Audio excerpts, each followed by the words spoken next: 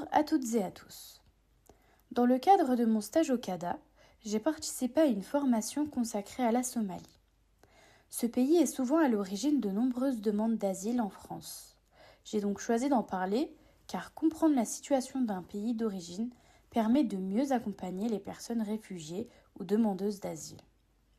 C'est une dimension essentielle du travail d'un conseiller en économie sociale familiale.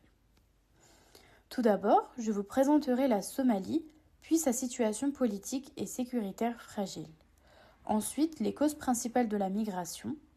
Et enfin, la demande d'asile en France et l'accompagnement social, avant de conclure. La Somalie est un pays situé dans la corne de l'Afrique. Elle partage ses frontières avec l'Éthiopie, la Djibouti et le Kenya. Et elle est bordée par l'océan Indien. Le pays compte environ 17 millions d'habitants. La majorité de la population parle le somali et l'islam sunnite est la religion principale. Malgré les difficultés, la culture somalienne est très riche, notamment à travers la poésie, la musique et les traditions nomades. Après son indépendance en 1960, la Somalie a connu une courte période de stabilité avant un coup d'État militaire en 1969. En 1991, l'effondrement du régime a plongé le pays dans une longue guerre civile.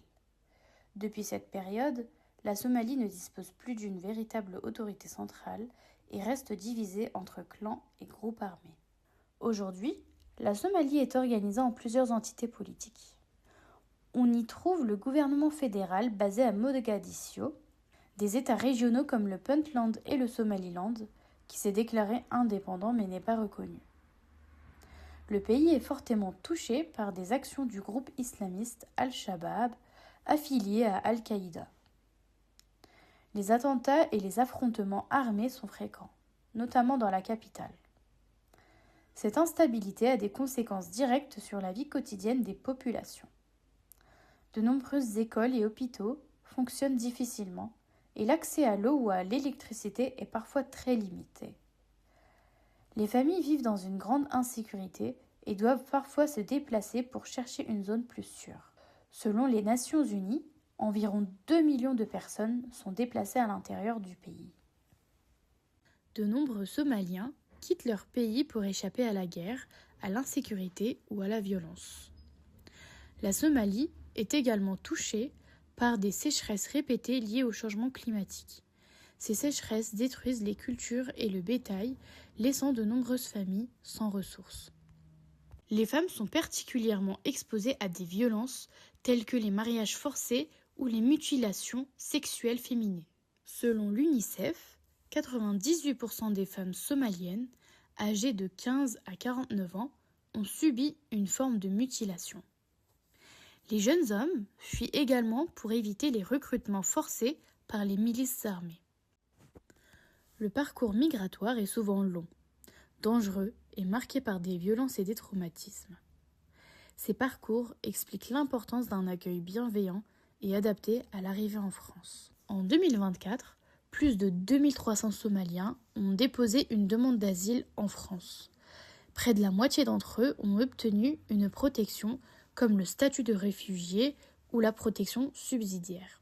Les femmes représentent plus d'un tiers des demandes, souvent pour des motifs liés aux violences de genre. Dans les CADA, les professionnels du travail social, et notamment les CESF, jouent un rôle essentiel. Ils accompagnent les personnes dans leur démarche administrative et l'ouverture de leurs droits. Ils interviennent aussi dans les domaines du logement, de la santé, du budget et de l'insertion professionnelle.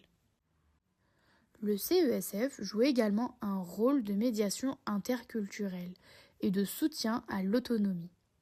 Comprendre le contexte du pays d'origine permet d'adapter l'accompagnement de manière respectueuse et efficace. Pour conclure, la Somalie est un pays marqué par l'instabilité, les conflits armés et de fortes inégalités. Mais derrière chaque demande d'asile, il y a une histoire humaine et un besoin de sécurité. En tant que futur professionnel du social, il est essentiel d'accompagner ces personnes avec respect et bienveillance. Comprendre leur parcours permet de mieux les aider à reconstruire leur vie en France.